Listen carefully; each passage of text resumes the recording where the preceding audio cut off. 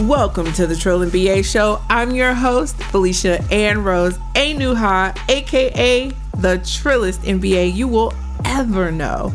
And I'm here to help you survive and thrive in corporate America by giving you the truth and being as real as only I can be.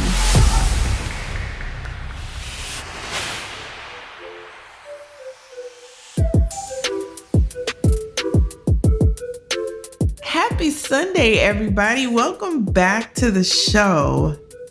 I wanted to take a little time to just level set and explain some things. I know I was off for like 2 weeks, and then we came back with episodes I recorded before transitioning and moving to LA. Not that I've officially moved to LA. I'll be back in Texas at the end of November, but I've come out here to create a new life for myself, I think. I'm not sure. You know, this is a lot, to be honest. There's a lot of change going on. So let me go back in case this is the first episode you're ever listening to. This is what we call a fair update. So this isn't a regular episode.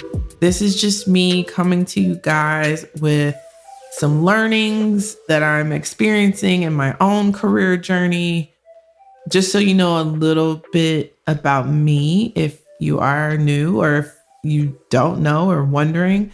I'm still in this corporate journey with you guys. So by day, I am a marketing executive for a global Fortune 500 company.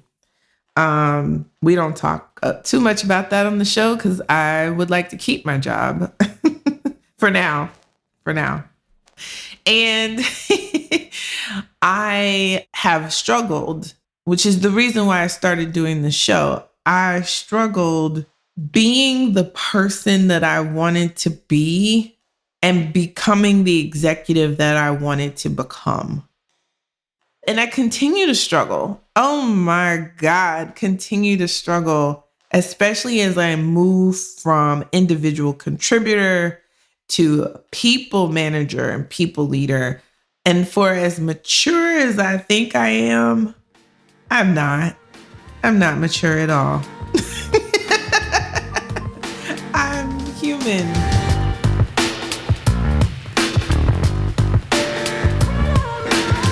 One of the lessons I wanted to share with you guys that's been happening for me, learning how to be a people manager. And I had an amazing manager when I first started, the woman who hired me. I'm going to have her on the show. She has now left the organization I work for. She is absolutely brilliant. She is amazing. She is a Black woman. There are a number of people who are marketers that I've worked with.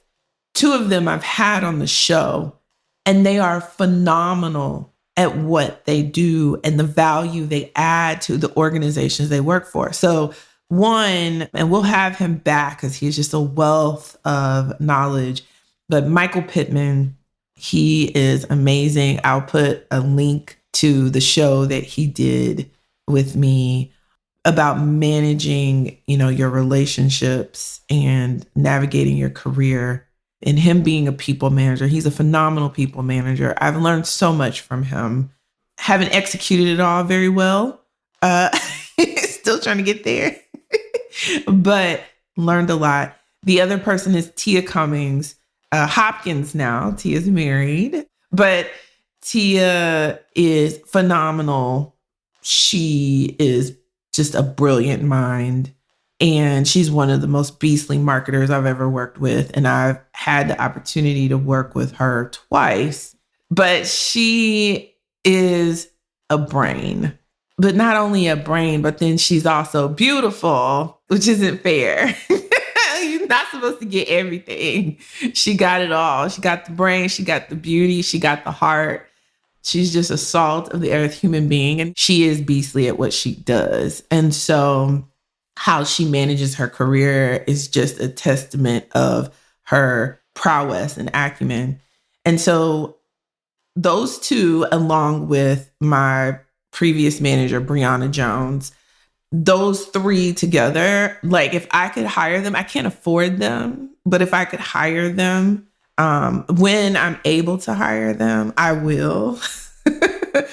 And I'll give them teams of people to go execute whatever their brain says to do to make money for us, because that's how good they are. And I've learned so much from each of them. I'm so grateful that they are in my lives.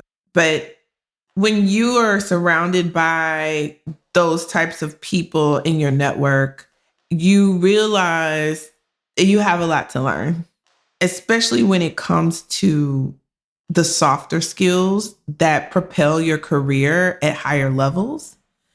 And I've been very, very fortunate to be under the tutelage of such people, trying to figure out the right way to become the executive that I'm striving to be. It is hard. Even when you have like these great people that I just shouted out, I think what's hard for me is then comparison comes in, because I am not that.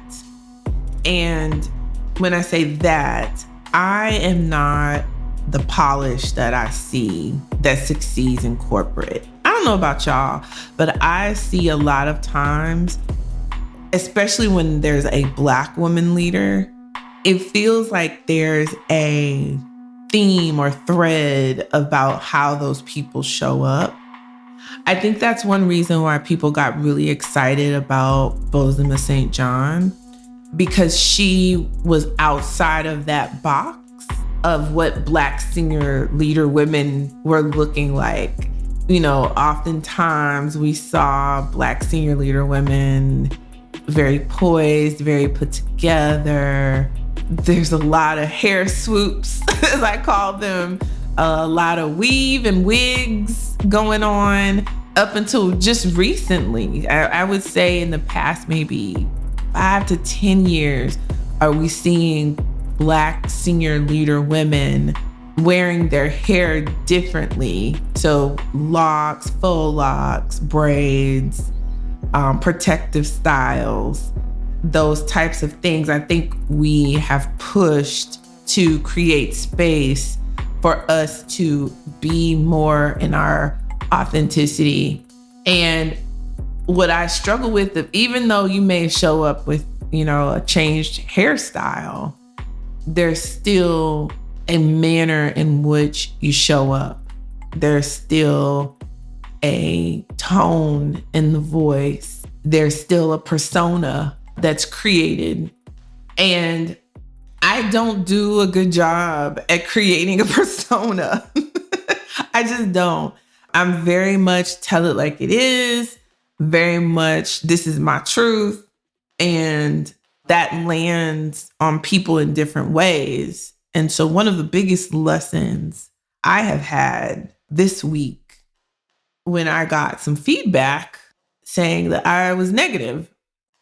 The problem is the person who gave the feedback also loses some credibility because of, you know, their issues and things and what they have going on. But I had to take a step back and think through, have I been allowing my frustration to drive my communication? And the answer is yes. Yes, I have.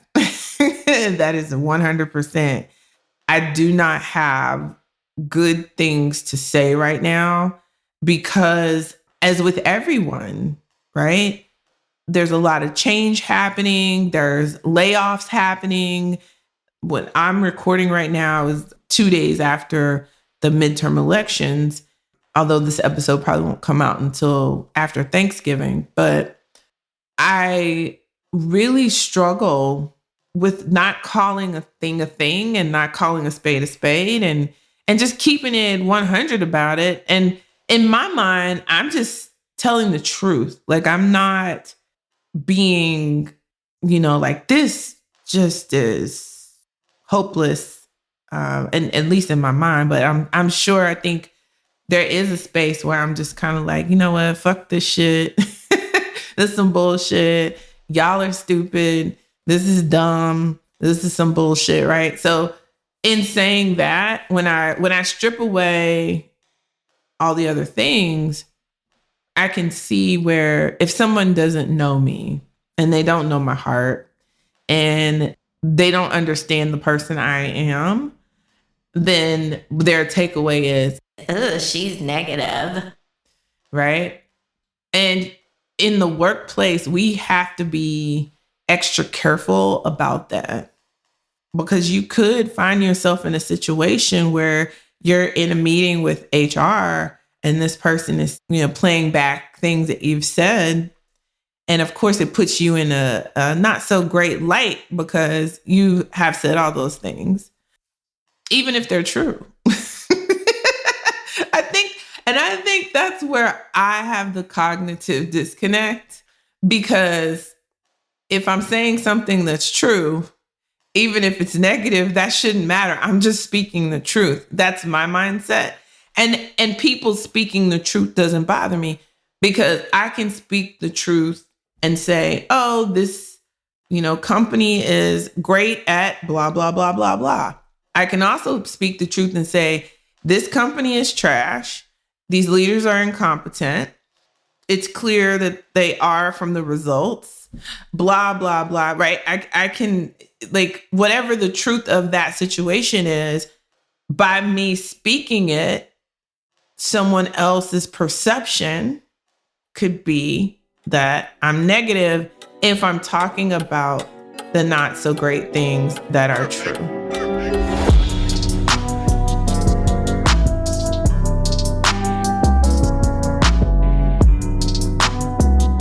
So that was a great wake-up call for me, because in any other situation I've been in previously at other employers, I definitely would have suffered consequences that I didn't want or wasn't expecting.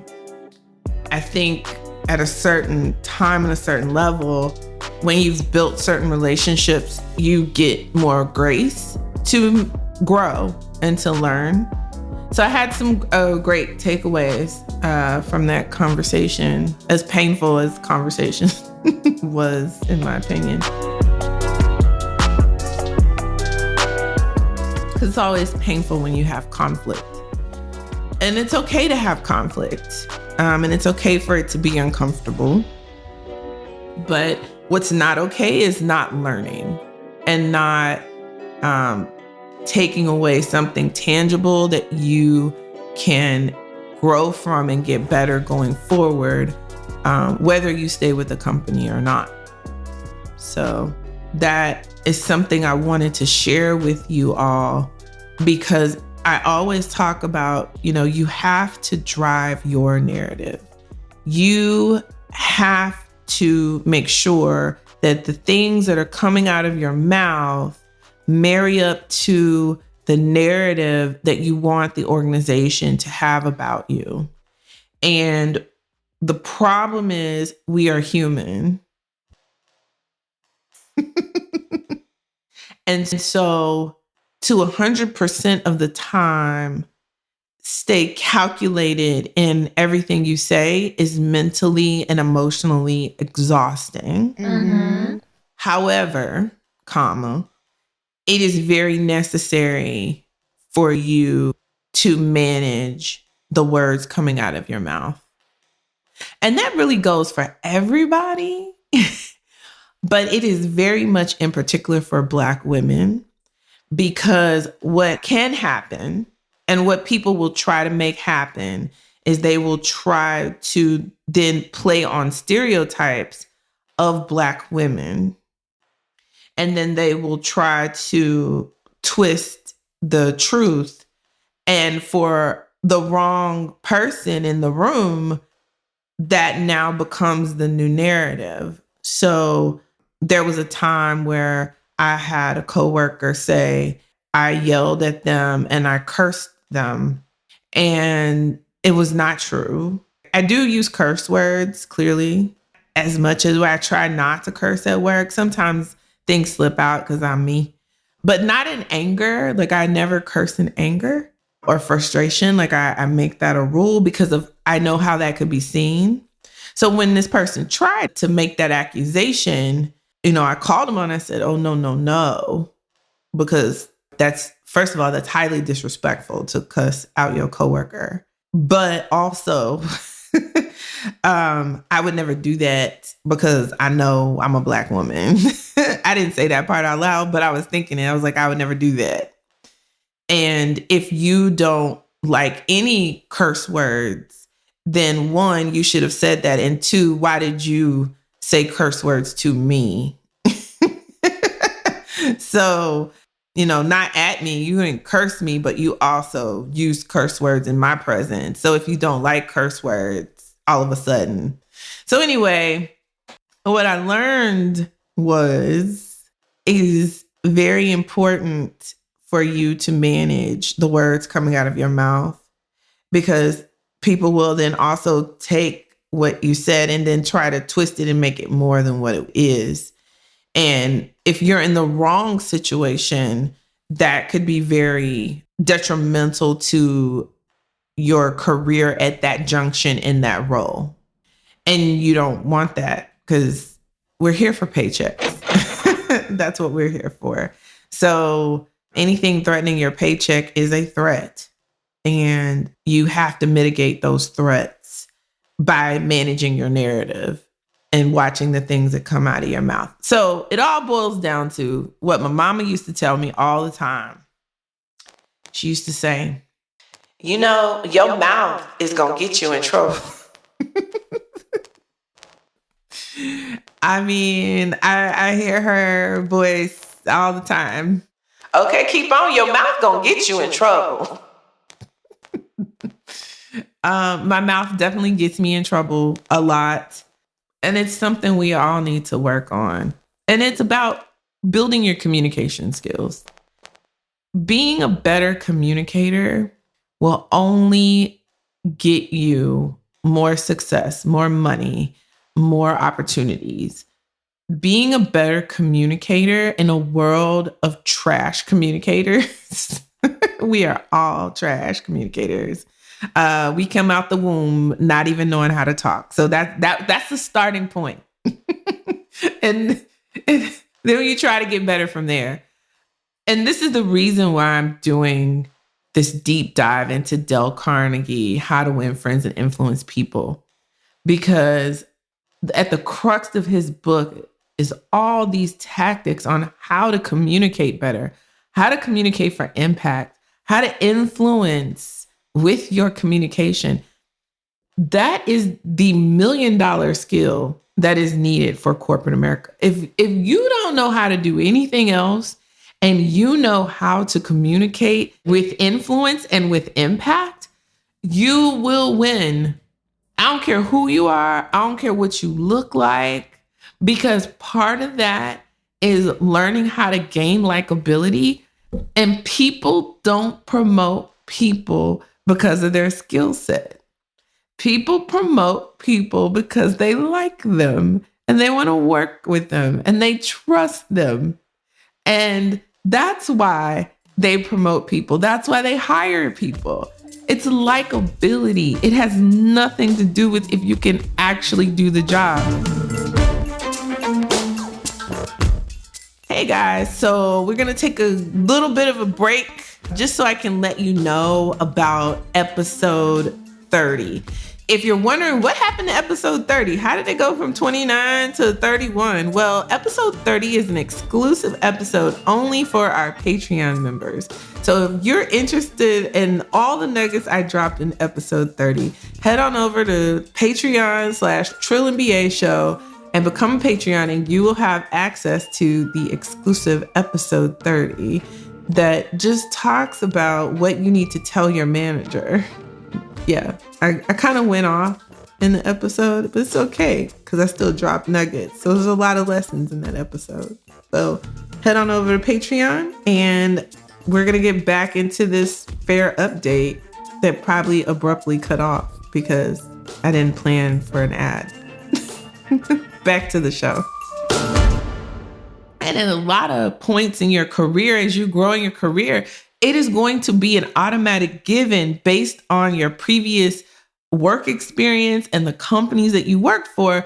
The assumption is you can do the job. My question is, do I want you to do the job with me? Do I like you? That is what it boils down to. And everybody's like, well, that is not fair. Life's not fair. None of this shit is fair. You could be the most qualified person and you will never get the job if you're not likable. Period. Point blank. Bloody. And so one thing you need to manage that I'm learning is your likability. And the funny thing is, if you're in an organization or you find yourself in an organization, and this is a lot of organizations out there. In fact, probably all of the organizations I've worked for, because people don't like conflict, they will refrain from giving you their real POV about you that they share with other people. And so they will skin and grin in your face. They will hug you. They'll be like, Felicia. Yeah, I've had that my whole career. But then the things they say behind your back and the narratives they try to create behind you, that's what's detrimental to you. And until you get a hold on how to manage that, which is where How to Win Friends and Influence People become so clutch, because it's giving you tools and helping you figure out how to manage driving your narrative with people. So for me, the first thing is deciding, who do I want them to think I am, right? Like, what is the narrative I'm trying to create? What is the persona I'm coming with?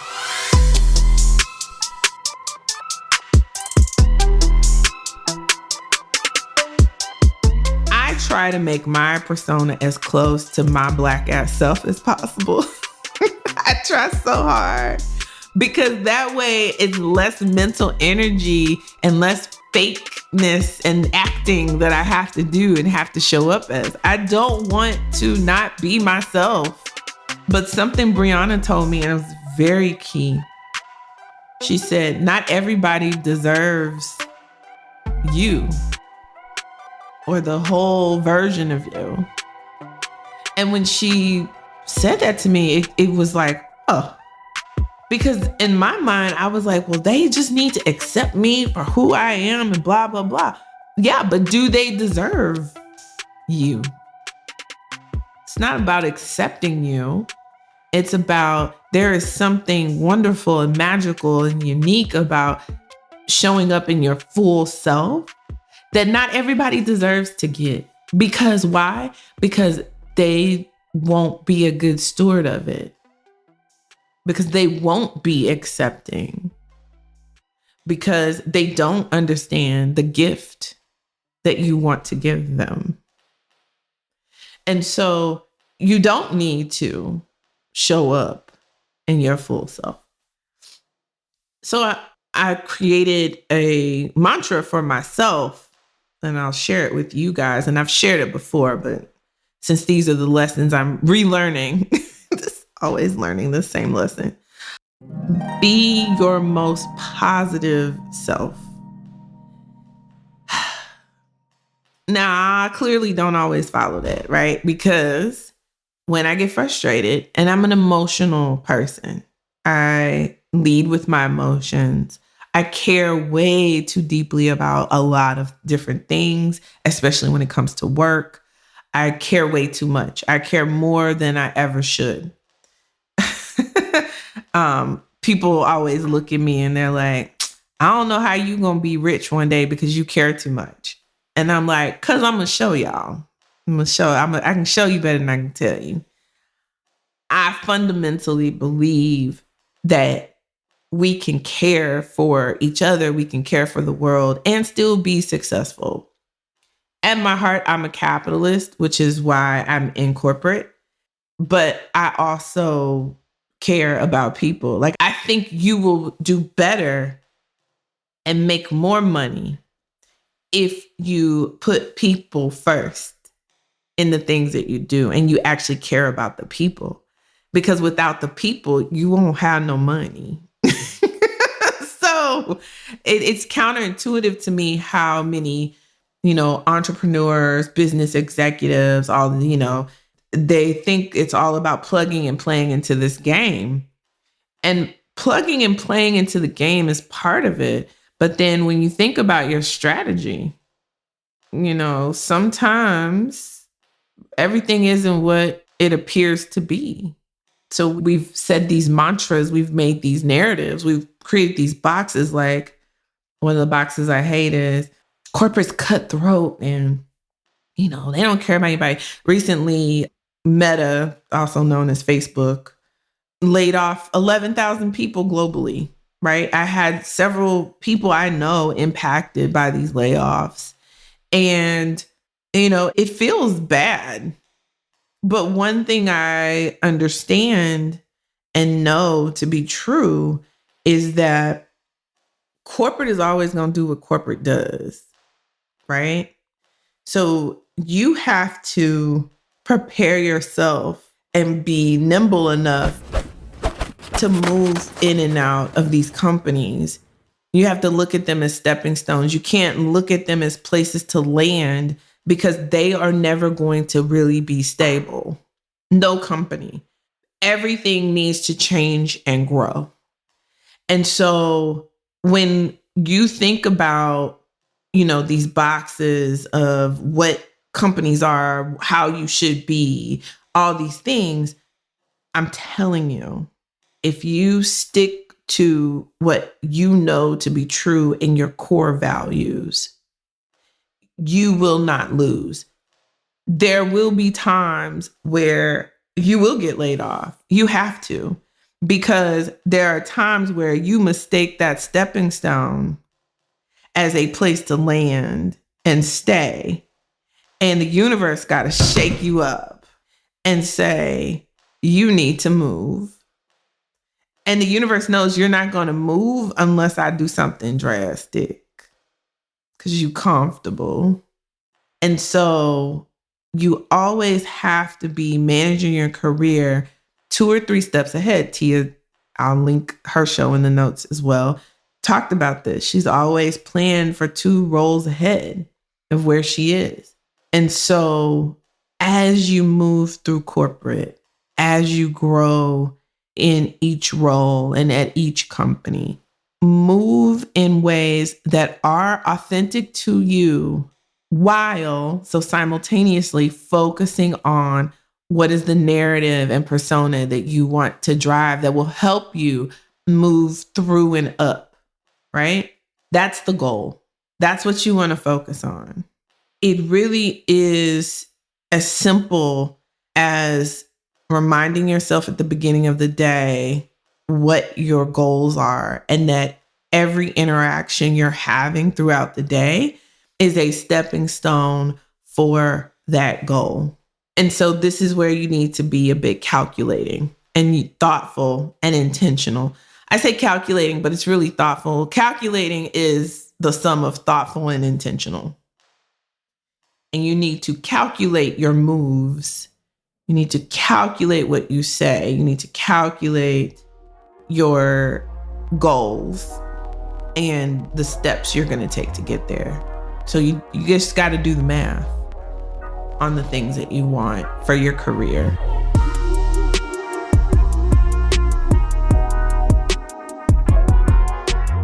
The other thing is you really have to work to manage ambiguity. It is so hard. Life is so much easier if somebody just tells you exactly what to do, exactly what they need, exactly what they want. But the problem is people don't know what they need, people don't know what they want, and everybody's just trying to figure it out. And that's okay.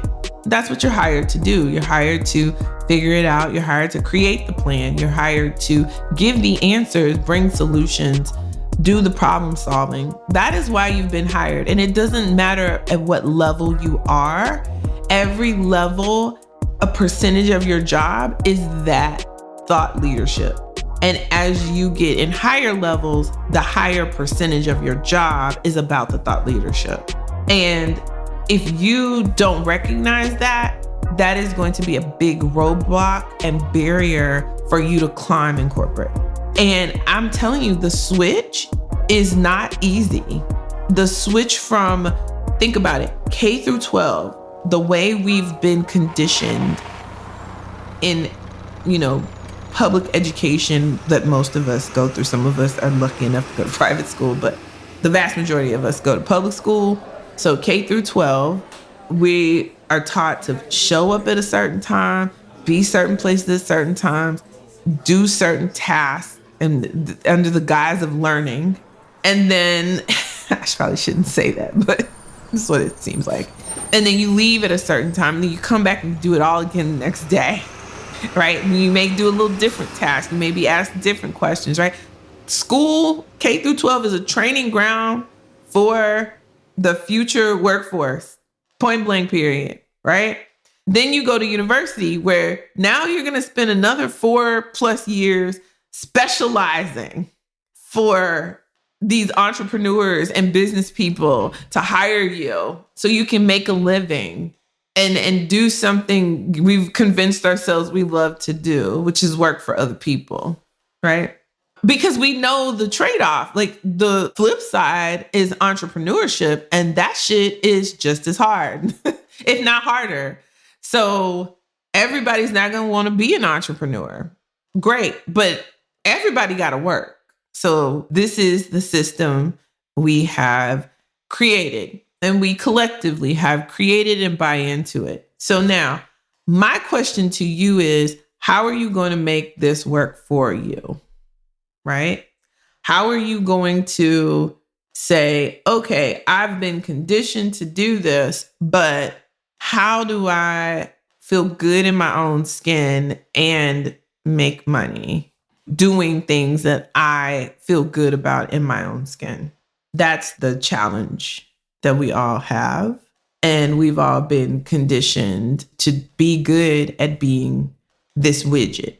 But once you get out of university and you've conquered that part of the challenge of just getting the job, getting somebody to pay you to do something, the way that's set up is you have a manager, and your manager tells you what to do. And so for a number of years, you go through your career and you're used to this, and it's comfortable. But at some point, if you're ambitious, you should start realizing and learning that in order to grow, you're going to have to become your boss. And then you start realizing, well, what does your boss do? Well, your boss is bringing solutions to problems. And so you have to figure out how to become a person that becomes more of a problem solver and less of an executor. Because it's one thing to come up with the solution to the problem. It's another thing to execute the solution. When you start your career out, you are executing solutions that other people came up with. But as you grow in your career, you should start creating the solutions. And then for a period of time, you'll be creating the solutions and executing them. And then after a while, you'll just be creating the solutions, and other people that you manage, because you'll be solving problems for them so that they can go execute. But in that, you also then need to teach them how to solve problems if they are open to that teaching. Not everybody wants to be a problem solver. Some people just want to do their job. And so that's another lesson, right? Something Brianna told me. She said, you cannot be the manager that you would have wanted. You have to be the manager that your direct reports need. I'm still figuring that part out, guys, because I just want to show up like how I would want to show up. And that's our natural default. But you're not going to be productive. The other thing I learned is, as a people manager, your job is to inspire and motivate, regardless of circumstances. Your job is to inspire and motivate the people that work with you. And so part of that is solving problems for them, giving them solutions and giving them direction, giving them clarity, telling them where to go, how to do it, what have you. And so you'll get to a point where you need to hire people that are able to do that. But if you're in a situation where you're direct reports aren't equipped to do that, then you have to step up and you have to do that, which makes your job a lot harder. But again, these are the lessons. The quicker you recognize where you are in this, I guess, timeline of career growth, the faster you will be able to implement the tactics that will not only help you shine, help your team shine, and thus all of you will rise in the organization.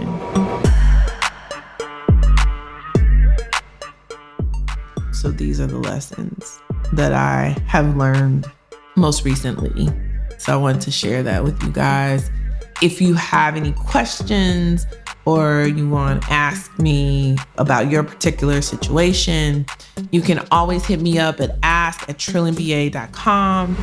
Now that I am a bit more situated and doing the damn thing, I have opened back up coaching calls. So you can schedule a coaching call at trillandba.com/coaching, and you will have 45 minutes with me to go through your particular situation. And at the end, you will leave with a very tactical, strategic plan of how to communicate for impact, go into the situation with the right words, the right questions, the right phrasing, so that you can influence way more than you ever thought you could. And then you keep me posted and let me know how it plays out, and we can tweak and adjust as the situation plays itself out. But I guarantee you, every situation has a solution. If you're struggling with something at work, you got a new manager, that manager didn't hire you, they're not giving you a chance. There's a way for you to move to make things better for you. Let's say you are on a PIP or about to be put on a PIP. There's a way around that prior to having to go to attorney Anitra or an attorney. There's a way around, I've done everything they've asked of me and they still won't promote me. Oh, then there's something you're not doing. Let's talk about it. Let's get to the meat and the core of it and figure out what relationships you haven't built that's preventing you from getting the sponsorship you need to get promoted. So there's always a reason and a rationale that a lot of times is bullshit, but it is the reason and rationale. So just because you don't agree with it doesn't mean the thing doesn't exist or isn't happening in your reality. So we talk about all those things. We break it down. I get you to explain to me the relationship and the relationship wall. We've talked about these things in previous episodes. And then we poke holes in how do you, patch and repair so you can get what you need to get for your career, right? It's about your best possible outcome. So excited to start doing more coaching calls in the next couple of months. So again, you can ask me a question, ask@trillandba.com. If you send me a listener letter, put listener letter in the subject line. And if we read your listener letter on the show, then you will get a free coaching session. If you need coaching, it is trillandba.com/coaching to meet with me one-on-one to strategize your specific work situation.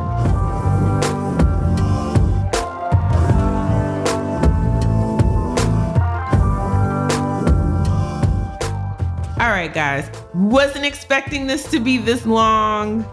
I clearly had a lot to say. I hope this is helpful. And next week, we will dive back into how to win friends and influence people. We'll finish the last part 4. Thanks for listening, you guys. Until next time, keep it Trill. The Trill MBA Show is a Fair World Corp LLC production. Executive produced by Felicia and Rose Inuha. Sound design and editing by Chris Mann with Podshaper. Theme music is Kick Push by Ryan Little. Keep it Trill every day, y'all.